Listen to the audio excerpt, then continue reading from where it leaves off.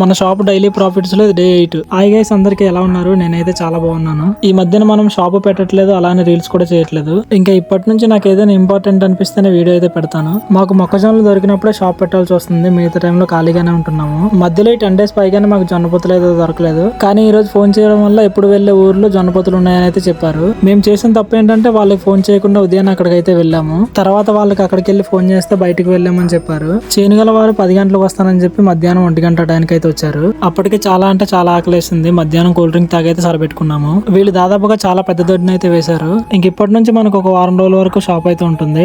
ఇంకా వాళ్ళతో రేటు మాట్లాడుకుని జొన్నపొత్తులను అక్కడ నుంచి ఆటో దగ్గరికి అయితే పట్టుకు వెళ్ళిపోయాము. ఈ రోజు ఏమీ తినకపోవడం వల్ల చాలా అంటే చాలా టైట్ గా ఫీల్ అయ్యాము. మా ఇంటి దగ్గర ఒక చిన్న గది అయితే ఉంటుంది. ఆ గదిలో ఈ జొన్నపొత్తులు అన్నింటిని వేసేసుకున్నాము. ఈ టైంలో అన్నం దిగదమ్మా కొద్దిగా జొన్నపొత్తులు ఉడకబెట్టండి, మా అమ్మ ఉడకబెట్టింది.